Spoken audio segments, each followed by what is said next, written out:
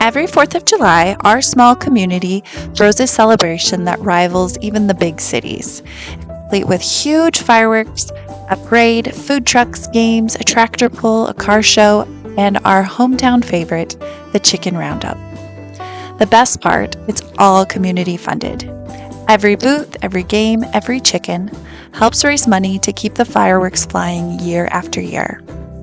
And our family helps by raising the chicks for the chicken roundup. It's one of the biggest fundraisers of the day, and we're proud our homestead can be a part of it. And thanks to Dunlap Hatchery, we receive over 300 donated chickens to use in the chicken roundup. It is a lot of work, but also a lot of fun. And we've learned a thing or two about raising chicks in bulk like this. So we thought this might be a great time to share with you tips and tricks for raising a large flock of your own.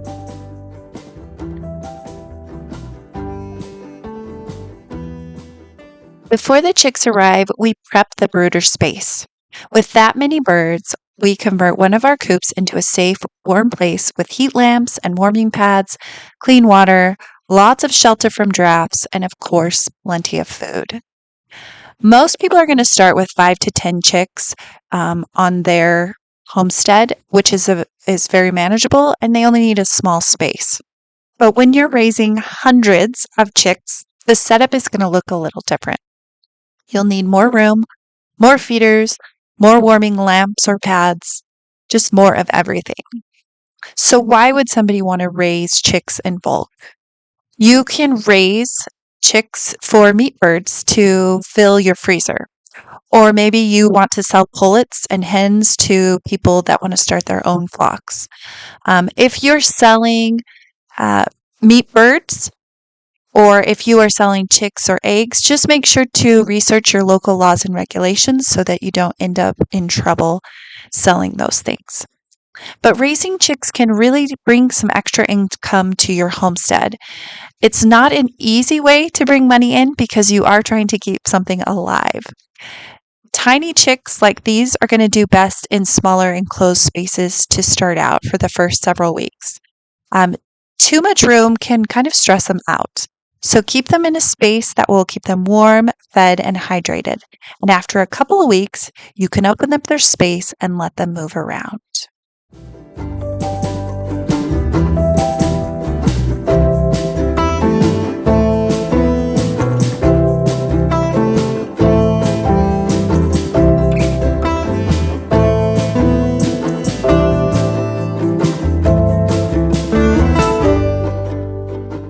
One of the common misconceptions when it comes to raising birds in bulk is that you need a ton of space to do it.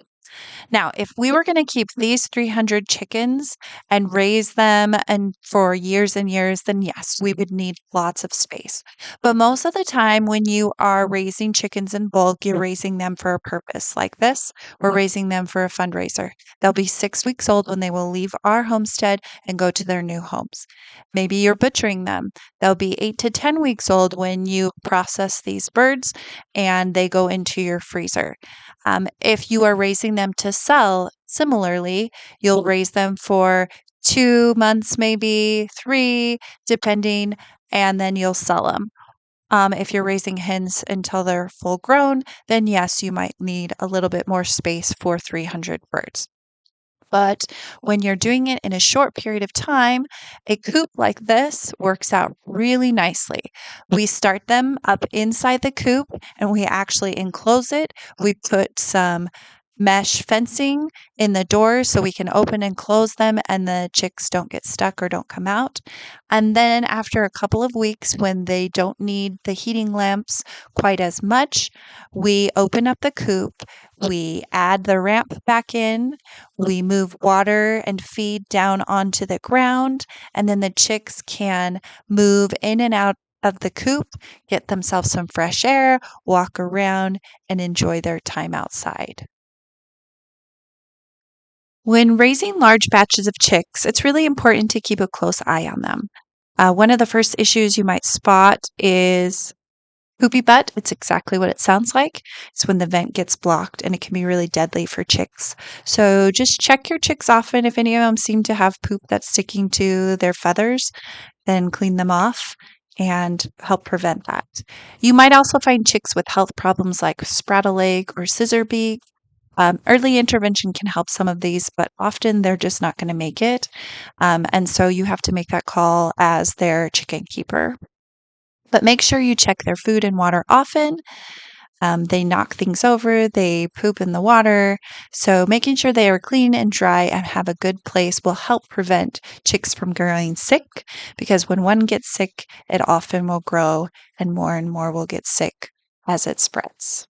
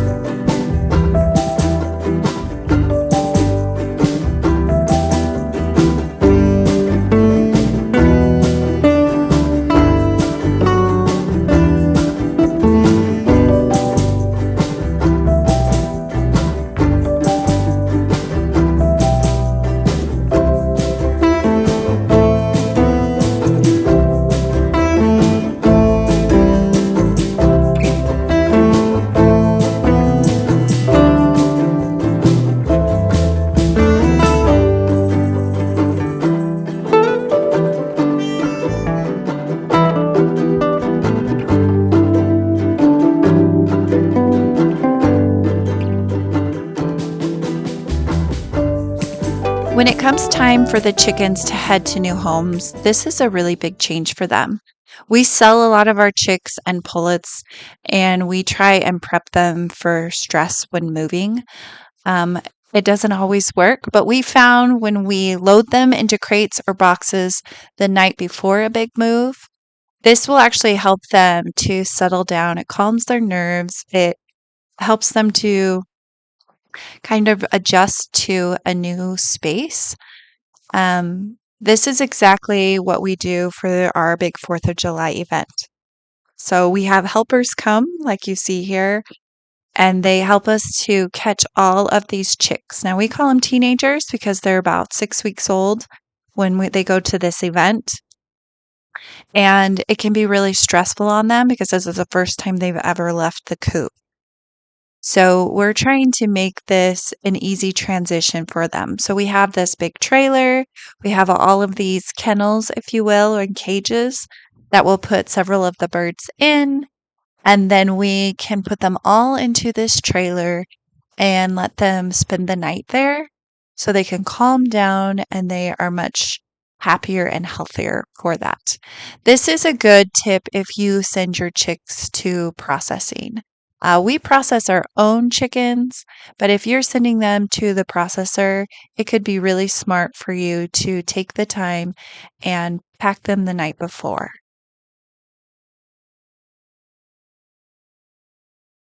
If you are selling hens for people to add to an existing flock, we always recommend a slow introduction. Just tossing new hens into established group really can mess up with the pecking order and add a lot of stress.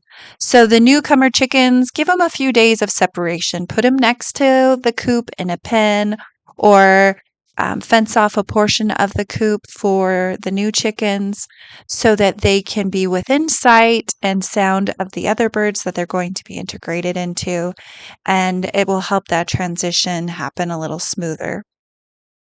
Weather can also play a big role in the health of your chicken and the stress that might happen. We have seen birds that leave our homestead on really hot summer days often have a lot more stress going into their new home. I don't know why that is, but we have seen that. So it's really imperative if you are sending birds off that they're really well hydrated, well fed, and that they stay out of the heat and get into their new coop as soon as possible. Cold snaps and rain can also lead to issues of the health of your chicken. So just make sure that they've got shade, they've got shelter, they've got lots of fresh water, no matter the season or the situation that those chicks might be in.